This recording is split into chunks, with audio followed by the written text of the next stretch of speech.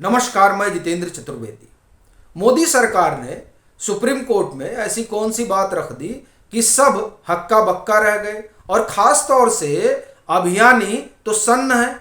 उनको समझ में नहीं आ रहा है कि अब इस पे क्या कहा जाए। क्योंकि आप देखिए, तमाम बातें कही जा रही हैं, लेकिन जिस बात को मणिपुर की सुनवाई के दौरान मोदी सरकार ने रेखांकित किया, उस पर कोई चर्चा कहीं अभियानी नहीं कर रहे। तो दरअसल हम लोग उसी की बात करेंगे, लेकिन वो चूंकि पूरी जो बात आई वो मणिपुर मसले पर जो बहस चली उसी के दरमियान आई, इसलिए हम लोग उस पर भी बात करेंगे कि दरअसल इस मुद्दे पर हुआ क्या, और फिर इस पर भी आएंगे कि केंद्र सरकार ने क्या कहा। देखिए, ये जो मणिपुर वाला मसला है, इसकी सुनवाई यूं तो 28 जुलाई को ही होनी थी। क्योंकि जब 20 जुलाई को सुप्रीम कोर्ट ने स्वतः संज्ञान लिया था, तो बाकायदे सरकार को निर्देश दिया था कि आप क्या कार्रवाई कर रहे हैं ये हमें बताइए, हम 28 जुलाई को इसकी फिर सुनवाई करेंगे। लेकिन होता क्या है कि सीजीआई का स्वास्थ्य खराब हो जाता है, इसलिए 28 जुलाई को इस मामले की सुनवाई नहीं हो पाती है। अब 31 जुलाई को सुनवाई शुरू होती है। अब इसी दरमियान क्या होता है कि जो वो वीडियो आया, जो बहुत ही विभत्स और शर्मनाक है किसी भी सब समाज के लिए, उस वीडियो में जो महिलाएं हैं वो भी सुप्रीम कोर्ट में पहुंचती हैं और वहां वो याचिका डालती हैं कि साहब हमको भी सुनिए।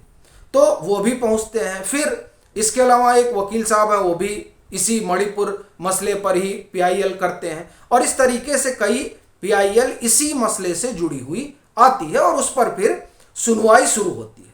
वकील कौन कौन है? कपिल सिब्बल साहब हैं,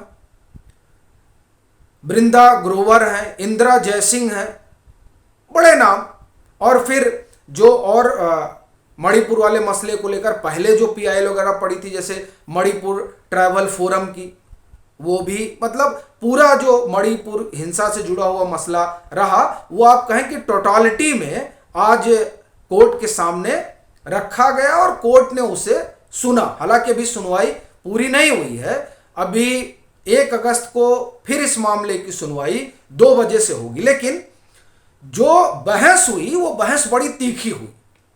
सरकार को भी कटघरे में खड़ा किया गया कि साहब इतने दिन से वहां सब कुछ चल रहा है और सरकार आंख बंद करके बैठी हुई थी, क्या कुछ हुआ? सीजीआई ने बड़ी तल्ख टिप्पणी उस पर की।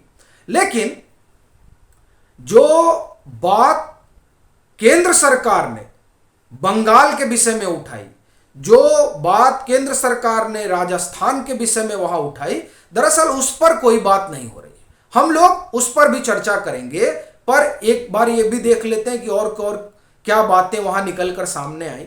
देखिए, स्टेटस रिपोर्ट तो केंद्र सरकार ने 27 तारीख को ही, आप कहें, हम ये कहें कि अपना हलफनामा 27 तारीख को केंद्र सरकार ने डाला था, जिसमें सीबीआई इंक्वायरी की बात उन्होंने कही थी कि हम ये सब जो घटनाक्रम है उसे सीबीआई को दे देते हैं।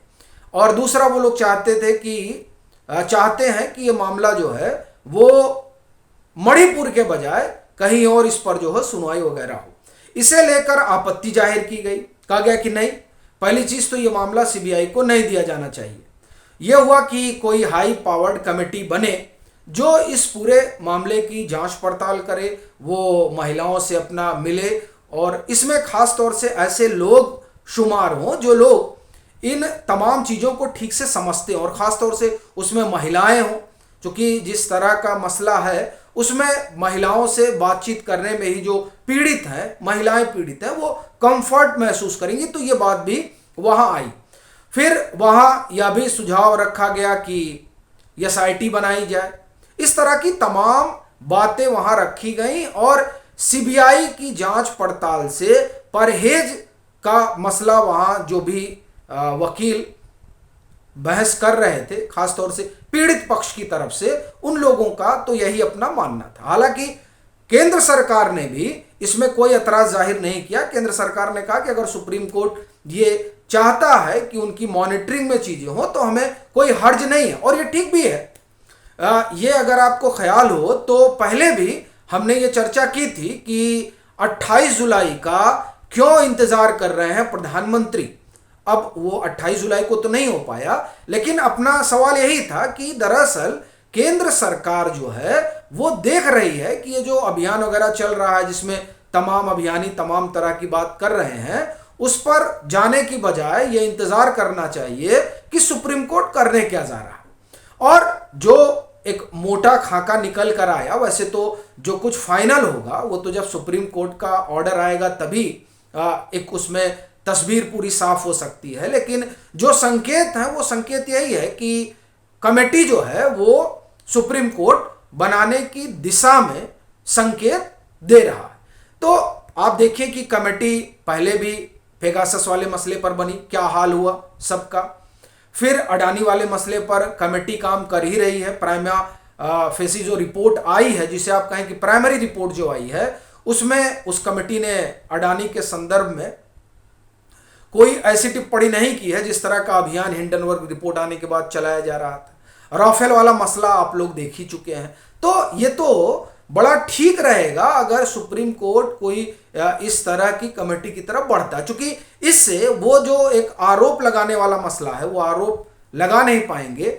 और फिर अगर चीजें सरकार के पक्ष में जाती हैं तो ये भी नहीं कह सकते कि नहीं सरकार अपनी मशीनरी का दुरुपयोग करेगा।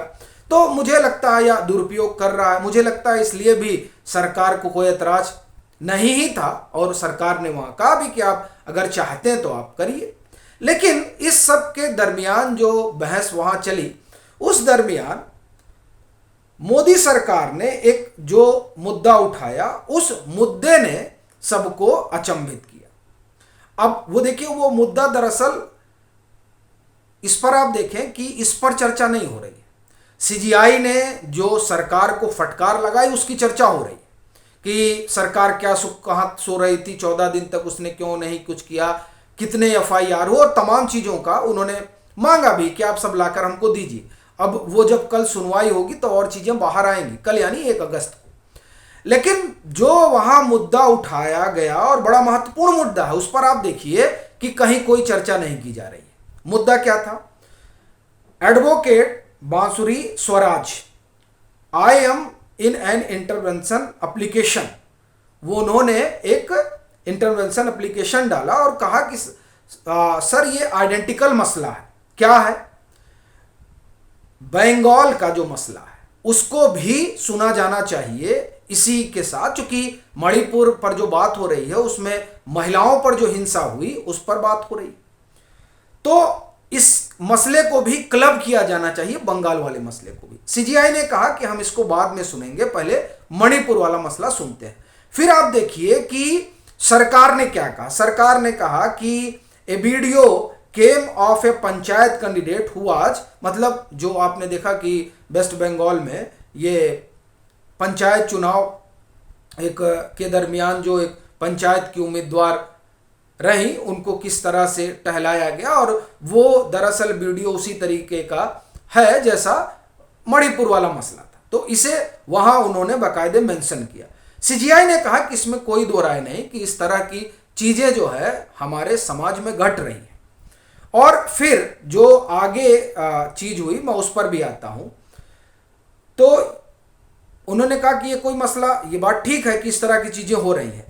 फिर उन्होंने कहा लेकिन अभी हम जो है वो मणिपुर की हिंसा पर बात कर रहे हैं, और आप मणिपुर की हिंसा पर क्या सोचती हैं ये बताइए। अब देखिए कि केंद्र सरकार ने क्या कहा। केंद्र सरकार ने कहा कि all pan India daughters have to protected there have been in Bikaner in West Bengal, it is not just Manipur. वहां साफ कहा गया कि सभी बेटियों को सुरक्षा मिलनी चाहिए, कोई भेद नहीं होना चाहिए कि ये मणिपुर का मसला है और ये वेस्ट बंगाल और बीकानेर का मसला है। हालांकि तब सीजीआई ने तल्ख टिप्पणी की और सीजीआई ने कहा कि are you saying protect all women and don't protect anyone, और डोंट मतलब या तो सबकी हम सुरक्षा दें या फिर किसी को सुरक्षा दे ही ना। लेकिन ये तो जो बहस हुई उसका एक हिस्सा है, पर ये बड़ी चीज है कि बंगाल का मुद्दा वहां उठाया गया और आप देखिए कि उसे लेकर कहीं कोई चर्चा नहीं हो रही, जबकि ये जरूरी है, ये होना चाहिए कि कम से कम ये मामला सरकार ने सुप्रीम कोर्ट के संज्ञान में लाया कि इस तरह की घटनाएं बंगाल में हो रही हैं। और आप देखिए बंगाल में तो बाकायदे मणिपुर वाले मसले पर जो है विधानसभा में चर्चा वर्चा हुई, ये भी खबर है। लेकिन जो कुछ पश्चिम बंगाल में विधानसभा चुनाव के बाद हुआ, क्या उस पर चर्चा हुई? ये तमाम सवाल हैं जो मुंह बाए उन लोगों के सामने खड़े हैं जो अभियानी बने हैं। आपकी अपनी क्या राय है, जरूर साझा करें। मतांतर से नहीं जुड़े हैं तो जुड़ें, वीडियो को लाइक करें और खूब शेयर करें।